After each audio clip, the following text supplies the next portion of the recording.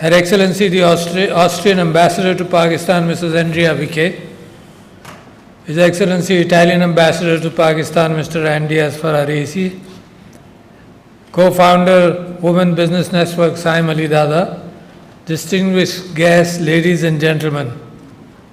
Today we gather to celebrate this remarkable achievement of women and at the same time to reinforce our will to improve the lot of women in Pakistan and to bring them equal in employment, in education, in all other spheres, including in political life in Pakistan. With the permission of those who don't speak English, who don't speak Urdu, I would like to continue in Urdu because the words which we say here are more easily understandable to the vast population of Pakistan, where the message has to sink in that the women are an important part of society. So we've made arrangements for translation, and I would appreciate if you can follow what I say in Urdu in your chosen language. तो जनाब अली, मुझे बड़ी खुशी होती है और मैं miss दादा को ये कह रहा था कि मुझे तो खुद एम्बैरेसमेंट होने लगा है कि कोई ऐसा ओकेजन नहीं होता, कोई ऐसी गुफ्तगू नहीं होती, कोई ऐसा इंटरव्यू नहीं होता, कोई ऐसा मौका नहीं होता, चाहे मैं कॉन्वोकेशन में यूनिवर्सिटी में हूँ, चाहे वो मैं चैम्बर्स के इनामात तकसीम कर रहा हूँ, जहाँ मैं इस बात का जिक्र नहीं करूँ कि औरतों को पाकिस्तान के अंदर इक्वल मुकाम हासिल होना चाहिए। कोई ऐसा मौका जाने नहीं देता हूँ, बेचैन रहता हूँ, तलाश करता हूँ कि इसमें कहीं से मौका तलाश करके बात करूँ। क्यों? इस वजह से कि जो हमारी आबादी का निस्फ हिस्सा है, अगर उसको आप आइसोलेट करके रखेंगे तो तरक्की के रास्तों के अंदर बड़ी बड़ी रुकावटें आएंगी। अच्छा, ये जो तारीख़ी तौर पर तब्दीली आई है, ये जो डेमोग्राफिक ट्रांजिशन हुआ है, ये जो कैफियत पैदा हुई है, इसके आसार यूरोप में इंडस्ट्रियल रेवोल्यूशन के बाद से ज़्यादा नुमायाँ हुए। औरत के मुकाम के हवाले से मैं आपसे ज़िक्र करूं क्यों, जो इंडस्ट्रियल रेवोल्यूशन आया उसमें वर्किंग हैंड्स की ज़रूरत पड़ी। जब वर्किंग हैंड्स की ज़रूरत पड़ी और जब प्रॉस्पेरिटी आई तो फिर इस बात का इम्कान हुआ कि इकोनॉमिक इनपुट की वजह से माशरे की अक़दार, जो कंजर्वेटिव अक़दार थी, वो भी बदलें।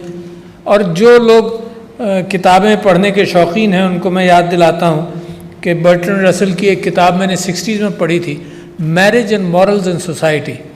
उसमें भी उसने यही बात कही कि जैसे जैसे इकोनॉमिक चेंज आ रहा है और जैसे जैसे औरत को ये मौका मिलेगा कि वो बाहर अपनी इनकम के लिए बाहर जा सके, तो आहिस्ता आहिस्ता सोसाइटी के अंदर उसका मुकाम भी बेहतर होगा। अच्छा, ये इकोनॉमिक डिमांड की वजह से, मगर इंसानियत के हवाले से मैं आपके सामने ये कहना चाहता हूँ कि मुझे अफसोस ये होता है कि पाकिस्तान के अंदर औरत का मुकाम क्यों ऊँचा नहीं रखते हर मामले में, चाहे वो इनहेरिटेंस हो, चाहे वो मईशत के मामलात हों, चाहे वो काम हो, चाहे वो अभी स्वात में क्रिकेट मैच हो, क्यों नहीं रखते? और मुझे लगता ये है कि ये कल्चरल चेंज जो दुनिया के अंदर आती रही, हम वहाँ पर पहुँचे में हमारे मज़हब ने हमेशा से दो बड़ी चीज़ें रिकग्नाइज़ की। अच्छा, और मैं इसको आपसे कह रहा हूँ कि 1400 साल पहले ये रिकग्निशन आया। नंबर एक तो मैंने कई एक जगह पर जिक्र किया कि जितने नबी आए, चाहे इब्राहिमिक ट्रेडिशन के आए, जितने नबी आए, सब ने दो काम किए। एक तो इंसाफ की बात की, और इंसाफ बग़ैर औरत के मुकाम के हो नहीं सकता।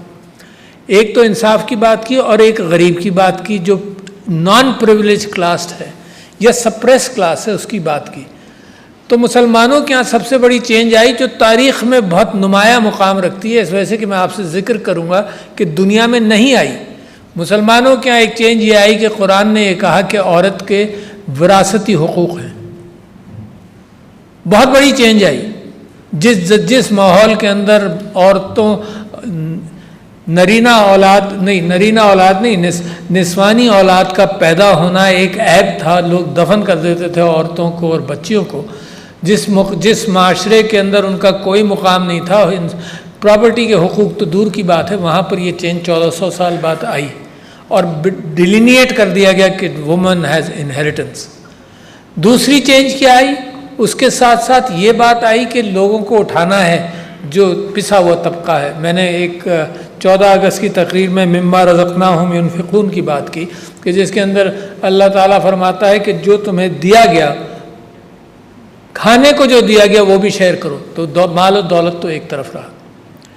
इसके बरक्स दुनिया में क्या होता रहा। इस वजह से मैं आपको पाकिस्तानियों को उस तरफ लाना चाहता हूँ कि तुम्हारी विरासत क्या थी और दुनिया में क्या हो रहा था। आपकी विरासत के हुकूक इस्लामी माशरे में मुसलसल चलते रहे।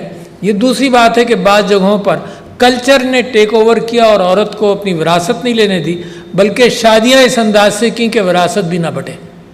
शादियाँ भी कज़न्स के अंदर कर कर ये एहतमाम किया कि जी पैसा जो है वो यहीं रह जाए। और यूरोप के अंदर क्या होता रहा, यानी बड़े ताज्जुब की बात है कि यूरोप के अंदर 20वीं सदी की पहले दहाई तक, यानी 1904 तक या 2 तक, a woman was a property of her husband or the father. Whatever she earned was not her income. Whatever she earned was the property of the father or the husband or the male. There was no inheritance. और कहाँ हम जो 1400 साल पहले हमारे यहाँ inheritance थी, और कहाँ अब यूरोप ने, हर एक्सेलेंसी दी ऑस्ट्रियन एम्बेसडर ने बड़ी अच्छी तरह से बयान फरमाया कि कैसे यूरोप का जो इन्होंने पिछले 100-125 साल के अंदर ट्रांजिशन किया है वो कैसे दुनिया के अंदर एक अच्छा ट्रांजिशन होगा। एक तब्दीली तो बहनों और भाइयों ये आई कि मुझे वो याद है, वो ख़ानदान भी याद है। मेरे एक दोस्त थे मरहूम, जिनकी वालदा ने 11 बच्चे पैदा किए। अच्छा, और आपको भी याद होगा, आप पीछे जाएं तो प्रोडक्शन ऑफ जो चिल्ड्रन था वो इतना था कि जब 11 प्रेगनेंसीज होंगी तो तकरीबन 15-20 साल तो टोटली वो औरत इसी साइकिल में रही। तो लिहाजा माशरों के अंदर ये कैफियत हुई और ये भी नई चेंज आई। ये चेंज जब आई जब मालथूसियन एतबार से खाने को ग़िज़ा अच्छी मिली। जब आलू आया from the Americas for example to Ireland, तो अचानक पॉपुलेशन ग्रोथ होती थी और फिर डिजीज़ से वो वापस आ जाती थी। तो जो मालथूसियन थेरी है पॉपुलेशन की वो यही है कि वाफिर मकदार में खाना मिला, पॉपुलेशन बढ़ गई, फिर कहत आया या पॉपुलेशन ज़्यादा को फीड नहीं कर सके तो फिर पॉपुलेशन मैनेज हो गई। ये 19वीं सदी और 20वीं सदी और 21वीं सदी की चीज़ है कि जहाँ ग़िज़ा में इम्प्रूवमेंट हुआ और फिर पॉपुलेशन के अंदर बूम आया। अच्छा, जब पॉपुलेशन के अंदर बूम आया तो एक नई तब्दीली आनी शुरू हुई जिसको कहते हैं डेमोग्राफिक ट्रांजिशन, जिसके अंदर फिर ख़ानदान कम बच्चे पैदा करते हैं। और पाकिस्तान भी उस स्टेज पर है जो हमने इसको रिकग्नाइज़ नहीं किया है। जो हमारे यहाँ पॉपुलेशन मैनेजमेंट के चीज़ें हैं, for example the contraceptives, IUD devices etcetera, तो वो हम पहुंचा नहीं पा रहे क्योंकि 50% ऑफ प्रेग्नेंट वुमेन पाकिस्तान के अंदर वो ज़च्चगी नहीं चाहती थी या प्रेग्नेंट नहीं होना चाहती थी, 50%, और हम सिर्फ 38% तक पहुंचते हैं। तो लिहाजा हमारे यहाँ भी डेमोग्राफिक ट्रांजिशन आ चुका है। हम 1 साल के अंदर अपने डेमोग्राफिक सिचुएशन को मैनेज कर सकते हैं अगर सिर्फ हम कॉन्ट्रासेप्टिव्स घरों तक पहुँचा दें। माशरा शर्माने वाला है, कॉन्ट्रासेप्टिव्स बाज़ार से नहीं ख़रीदते और फिर भी लॉन्ग एक्टिव कॉन्ट्रासेप्टिव्स की बात है। तो मैं आपके सामने ये बात करना चाहता हूँ कि बहुत सारी चीज़ें साइमल्टेनियसली हो रही हैं। औरत जब कम बच्चे पैदा करती है, 1 या 2 या 3, तो लिहाजा उसके पास participation in the economic growth of society बेहतर हो जाता है, पॉसिबिलिटी बढ़ जाती है। जब पॉसिबिलिटी बढ़ जाती है तो हमने और आपने सिर्फ ये काम नहीं करना कि सरकार को कहना है कि तुम हालात पैदा करो, सरकार को तो करना चाहिए। मगर मैं आपसे ये कह रहा हूँ कि अगर इस दुनिया में, इस ज़माने में जब ये IT इतना आसान हो गया, कम्युनिकेशन इतनी आसान हो गई, हर औरत के लिए अगर रास्ता हम तलाश नहीं कर सकते तो बड़े अफसोस की बात है। इसके लिए स्टेट डिपेंडेंसी की ज़रूरत नहीं है।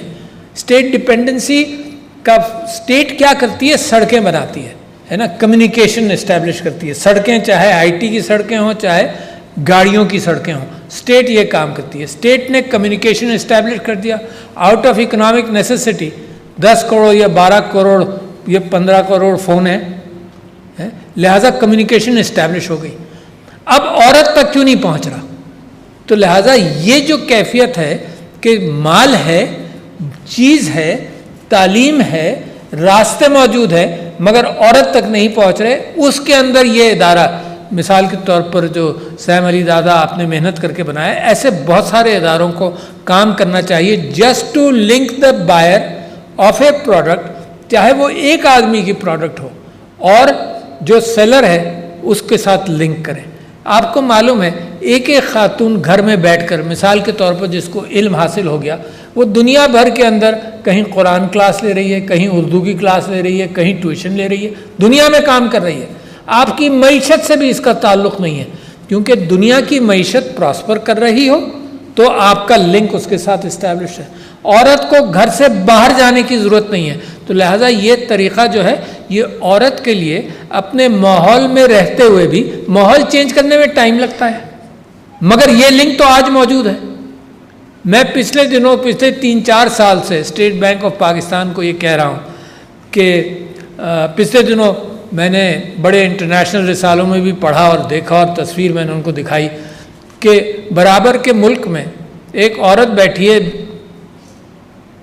तरकारी बेच रही है, उसके पास एक QR कोड रखा हुआ है और जो तरकारी ख़रीदता है वो उसमें तस्वीर खींचकर उसको पैसा ट्रांसफ़र कर रहा है।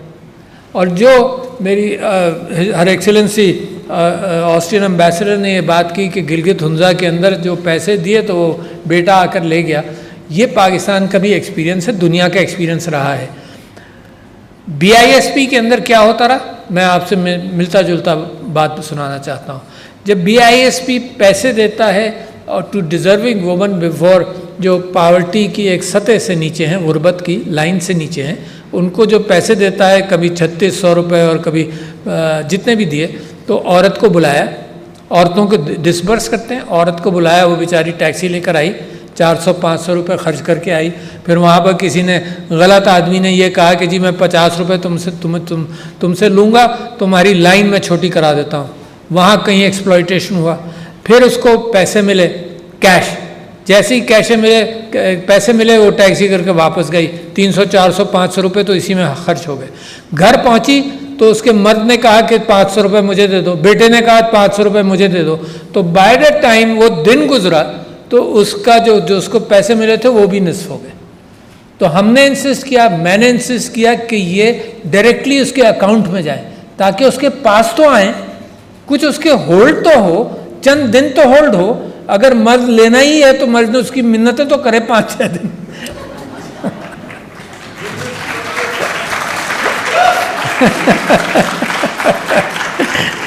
तो ये जिस तरह से आप ये आसानी पैदा करेंगे मूवमेंट ऑफ मनी की औरत के साथ, इस तरह से औरत का पार्टिसिपेशन माशरे में खुद ही मजबूत होगा।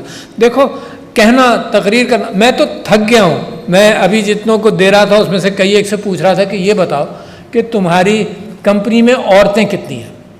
चैम्बर्स वाले आते हैं, अपने बेटों को प्रमोट करते हैं, मर्द ही मर्द बैठे होते हैं। मैंने एक चीज़ तो अपने ये की कि अगर हम अवार्ड्स दे रहे हैं उसमें अगर 30% औरतें नहीं होंगी तो हम वो अवार्ड्स नहीं देंगे। मतलब कहीं इंसिस्टेंस करें। दूसरे बैंक्स के साथ, स्टेट बैंक के गवर्नर के साथ मिलकर ये बात की और माशाल्लाह बैंकों ने बड़ा मेहनत करना शुरू कर दी कि औरतों को एम्प्लॉयमेंट के नंबर्स के एतबार से बात की जाए, कमिटमेंट के एतबार से नहीं। जो भी हम काम कहते हैं लोग कहते हैं जी हम कर रहे हैं, हम कर रहे हैं वाली स्टेज से हम गुजर गए। अब ये बताओ कितना कर रहे हो, हैं? तो जो भी, मेरा तो दिल ये करता था, एक चैम्बर की मीटिंग के अंदर मैंने कहा कि यार आप आकर ये कहते हो कि जी ये मेरा बेटा है, ये मेरे कारोबार में शामिल हो गया है, माशाल्लाह इतनी मेहनत कर रहा है, तो मैं उनसे सवाल करता हूँ कि बेटियां बहुएं कहाँ हैं? ये वो कारोबार में नहीं शामिल हो सकती? अगर तुम कहते हो कि हैरेसमेंट का माहौल है तो सबसे अच्छा क्लैरिटी, सेफ्टी ये है कि तुम्हारे दफ्तर में तुम्हारी बेटी काम करे या बहू काम करे। तो लिहाजा I am insistent, why doesn't this happen? अच्छा, ये मुसलसल कहने से होगा, ये चेंजेस आसान होती हैं, मगर जो डिमांड ड्रिवन कैफियत है औरत की ज़रूरत की, वो डिमांड ड्रिवन कैफियत पर भी तवज्जो दें तो सोसाइटी के एटीट्यूड खुद ही बदल जाएंगे। मैं आपको मिसाल देता हूँ। मिसाल के तौर पर बांग्लादेश के अंदर टेक्सटाइल के अंदर इतनी औरतें काम कर रही हैं ताकि वहाँ पर कम से कम at that level gender disparity नहीं है। मुल्कों के अंदर चंद एक डिकेड के अंदर तब्दीली आ जाती है। आपको वियतनाम याद है, डिस्ट्रॉय हो गया। सिर्फ यही नहीं, उसकी फॉरेस्ट्री, उसका ग्रीनरी, नैपाम के जरिए पता नहीं किस किस तरह से लाखों आदमी मर गए।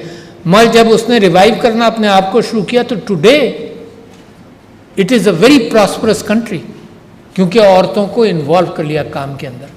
तो लिहाजा औरतों को इन्वॉल्व करने के लिए मैं आपके सामने कुछ रास्तों का तयन भी करना चाहता हूँ, सिर्फ तकरीर करके जाना नहीं चाहता। मैं फोकस करना चाहता हूँ कि ये जो लड़कियों का ड्रॉप आउट रेट है तालीम के अंदर, इसको भी मैनेज किया जाए, है ना। इसको मैनेज करने के एतबार से मुझे तो इस बात की फ़िक्र है कि 2 करोड़ बच्चे स्कूलों के बाहर हैं, और अगर हम स्कूल बनाने जाएं आज तो 55,000 स्कूल चाहिए, जो कि हम 20 साल में नहीं बना सकते। तो वहाँ पर मैं इस बात पर तवज्जो दे रहा हूँ कि किसी तरह से इसके ज़रिए तालीम पहुँच सके, किसी तरह से मस्जिदों के अंदर भी जो खाली स्ट्रक्चर्स मौजूद है मस्जिद का, तो मस्जिद के अइम्मा भी कहते हैं कि जी एजुकेशन के हवाले से फजर से लेकर ज़ोहर तक मस्जिद खाली है, और पेश इमाम को और उनकी बीवी को कुछ पैसे देकर एजुकेशन का एहतमाम मस्जिद में कर लिया जाए। देखो, जो क्राइसिस होते हैं ना, उसमें out of the box thinking करनी पड़ती है ना। तो out of the box thinking के अंदर परेशानी तो ये है कि अगली नस्ल का बोझ यही नस्ल उठाएगी। आप ये देखिए कि जो टैक्स नहीं पे करते मुल्क के अंदर है, उनका बोझ जो टैक्स पेयर हैं वो उठाते हैं। जो तालीम नहीं हासिल करेंगे उनका बोझ भी ये एलीट उठाएगी, और एलीट भी बड़ी ईमानदार एलीट नहीं होती, एलीट एक्सप्लॉइटर एलीट होती है। वो चाहती है कि स्लोप जो है वो मेरी तरफ रहे, मगर उस एलीट को भी वर्किंग फोर्स की ज़रूरत है।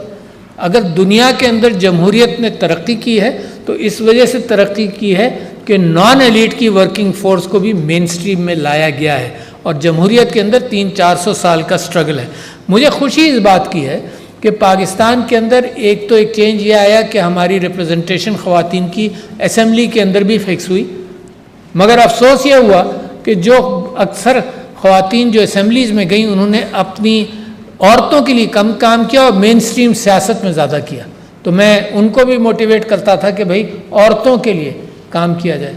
पाकिस्तान के अंदर एक और बड़ी अच्छी चेंज आई जिसके अंदर हरासमेंट का मुहतसिब बना, खातून है मुहतसिब हमारे यहाँ, हरासमेंट के ऊपर बड़ा सीरियस एक्शन लिया जाता है, ताकि जब तक लोगों को इस बात का एहसास नहीं हो कि औरत माशरे में सेफ़ है, पब्लिक स्पेस उसके लिए सेफ़ है, तो औरतें खुद भी बाहर नहीं निकलेंगी। ये दूसरी बात है कि मर्द भी रोकें, मगर औरतें खुद भी बाहर नहीं निकलेंगी। ये सेफ्टी बेइंतहा ज़रूरी है।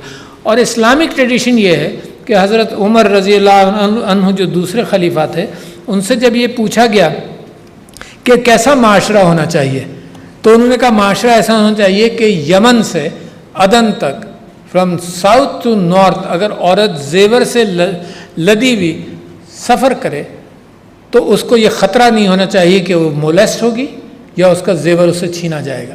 तो इन ट्रेडिशंस, इन गोल्स को लेकर अगर हम हरासमेंट के हवाले से चलें, उसी हरासमेंट के साथ साथ एक women property rights act implementation के लिए आया। एक्ट मौजूद हमेशा थे, कुरान के अंदर मौजूद है, पाकिस्तान के अंदर मौजूद है, मगर कल्चर में वो औरतों को विरासत नहीं देते। तो लिहाजा अब ये प्रॉपर्टी राइट्स एक्ट आया जो इस्लामाबाद में और पाकिस्तान में लागू है, वो ये कि अगर औरत की कोई विरासत का इशू होगा तो फ़ौरन इम्प्लीमेंट होगा और 60 दिन के अंदर तय होगा। अगर औरत की कोई प्रॉपर्टी, यानी सिर्फ ये नहीं कि विरासत की प्रॉपर्टी, अगर औरत ने ज़िंदगी में कोई प्रॉपर्टी ख़रीदी है, उसके ऊपर कोई नाजायज़ कब्ज़ा हो जाए तो 60 दिन में फ़ैसला होगा। रिमार्केबल, लोगों को पता नहीं है कितना आउटस्टैंडिंग है। यहाँ प्रॉपर्टी के झगड़े 20-20 साल चलते हैं, कब्ज़ा सच्चा, दावा झूठा के हवाले से। तो पाकिस्तान के अंदर रास्ते का तयन है। और मैं आप लोगों को ये और बात कहना चाहता हूँ कि बैंक्स ने पिछले 3 साल पहले, 2 साल पहले तक, जब तक हालात मईशत के और परेशान कुन नहीं हुए, तो बैंक्स ने लोन्स का, वुमेन लोन्स का एहतमाम किया। आपको ताज्जुब होगा सुनकर कि स्टेट बैंक के गवर्नर मुझे साल भर कहते रहे कि जी सिर्फ 5% औरतें आई लोन्स के लिए। अच्छा, अब इस चीज़ को समझने की ज़रूरत है। क्यों आई सिर्फ 5%? क्यों? क्योंकि उंगली पकड़कर बैंक तक ले जाने वाला कोई नहीं, गाइड करने वाला कोई नहीं। मैं तो मर्दों से यहाँ पूछता हूँ कि अगर आप लोन लेने जाएंगे तो आपको बड़ी मुश्किल पड़ जाएगी कि फीजिबिलिटी बनाना है, उसके सब कुछ कैलकुलेट करना है, बिजनेस की कॉस्ट क्या होगी, तो यू नीड हेल्प। तो औरत को कौन हेल्प करता? तो only 5% of those loans were disbursed. That means the government intention was there, billions of rupees were available, मगर सारे इदारों के अंदर ये फोकस नहीं था कि, और बल्कि कुछ बैंक्स ने तो यहाँ तक किया, यानी वुमेन बैंक ने तो ये किया कि उन्होंने कहा जी हमने 4, और पंजाब बैंक ने भी शायद किया कि हमने 4 चार्टर्ड अकाउंटेंट्स रख लिए, औरत आइडिया लेकर आए, फीजिबिलिटी हम बना कर देंगे। एक बैंक ने प्रॉमिस किया कि 99% औरतें सिर्फ ऑनलाइन अप्लाई करें लोन के लिए, we will make the arrangements, but ये मैसेजिंग नहीं गई बाहर। तो मैं ये समझता हूँ कि हालात मौजू हैं, डेमोग्राफिक चेंज आ चुका है, पाकिस्तान में भी आ रहा है, there are lesser children being born, और औरत को काम के लिए निकलना चाहिए, मगर कैसा काम? मैं तो आपसे कह रहा हूँ कि औरत घर बैठकर काम करेगी। एक यूएसएड का प्रोग्राम था मेरी कॉन्स्टिट्यूंसी के अंदर, बड़ा अच्छा, और वो यही था कि औरत बाहर नहीं जा रही, चलो घर में है, तो अपनी छत पर वो तरकारी और वेजिटेबल्स और फ्रूट्स को ड्राई करे, और ड्राई करके वो सिंपल एक रोज़ी बन गई, मंगाई और अपनी छत पर ड्राई किया और उसको पैकेज करके दिया। तो the ideas of home work besides raising children, that's an important part, is tremendous, बहुत पॉसिबिलिटीज़ हैं। मैंने आपसे कहा कि फेसबुक ने यहाँ पिछले दिनों मेटा ने एक काम किया कि कई हज़ार औरतों को ये ट्रेन किया कि किस तरह से अपने वेयर्स को, चाहे घर में बैठकर काम कर रही हो, मार्केट कैसे करो। और इस वक्त अमेज़ॉन ने ये काम किया, ट्रेनिंग करनी शुरू की, उसके अंदर मैं समझता हूँ कि आप इदारों के अंदर ये प्रमोट करें। देखिए, कोई मैं नई बात नहीं कर रहा, मैं सारी बातों को पाकिस्तान के एतबार से जमा करके आपके सामने रख रहा हूँ कि इन ऑर्गेनाइजेशंस की भी कोशिश है, they need products to market and sell. उन प्रोडक्ट्स के अंदर औरतें जो घरों में काम कर सकती हैं और बना सकती हैं, even in IT, simple liking of web pages etcetera earns money. I am surprise, बच्चे कर रहे हैं। तो ये आइडियाज़ जो हैं वो नीचे तक जाना चाहिए। दूसरे, ये जो ट्रेनिंग माशाल्लाह अभी मैंने देखा कि जो औरतों के ट्रेनिंग के एतबार से फैशन डिज़ाइनिंग और ये वो, इसके अंदर भी, और तो उसके अंदर नैफटेक हैज़ बहुत सारे प्रोग्राम्स हैं जो औरतों के लिए भी हो सकते हैं, सेमी स्किल्ड वर्कर्स के लिए। देखो, एक तो फुकदान ये है कि हमने तालीम नहीं दी। जब तालीम नहीं दी तो फिर we can't leave all our people. जब तालीम नहीं दी तो उनको स्किल सेट्स देने, और skill sets traditional skill set से भी निकले। फैशन डिज़ाइनिंग या मेकअप ये ट्रेडिशनल है, कढ़ाई ये ट्रेडिशनल है, इससे निकलना चाहिए। जो मोर करंट चीज़ें हैं उसको अडॉप्ट करना चाहिए, जो ज़्यादा यील्ड करती हैं। इवन क्योंकि मैं डिसेबल्ड लोगों पर, मिसेस समीना अलवी और वुमेन एम्पावरमेंट और ब्रेस्ट कैंसर पर काम करती हैं, तो इवन द फैक्ट कि जी साइन लैंग्वेज इंटरप्रेटर्स दुनिया में चाहिए, है ना, सिर्फ साइन लैंग्वेज के हवाले से इतने अपॉर्चुनिटीज़ हैं। अपॉर्चुनिटीज़ को इकट्ठा कर कर औरतों तक, लड़कियों तक पहुँचाना बेनतहा ज़रूरी है। तो टेफ्टा, नैफटेक, अमेज़ॉन, आईटी इटसेल्फ के अंदर बहुत सारे रास्ते मौजूद हैं। फिर साथ साथ मैं ये भी कहना चाहता हूँ का ताज्जुब की बात है कि औरतें प्रोफेशन में ज़्यादा। अब कल मैं एक यूनिवर्सिटी में गया, फाउंडेशन यूनिवर्सिटी, जहाँ मेडिकल डेंटिस्ट और डॉक्टर्स और नर्सेस की ग्रेजुएशन थी। उसमें मैंने कहा कि जो ग्रेजुएशन थी, तो मुझे लगा ऐसे कि मैं उनसे पूछा, जो मेरे साथ चांसलर, वाइस चांसलर साहब खड़े थे, कि ये औरतों की यूनिवर्सिटी है? उन्होंने कहा नहीं, मगर औरतें ही हैं यहाँ पर, बिकॉज दे वर्क हार्ड है।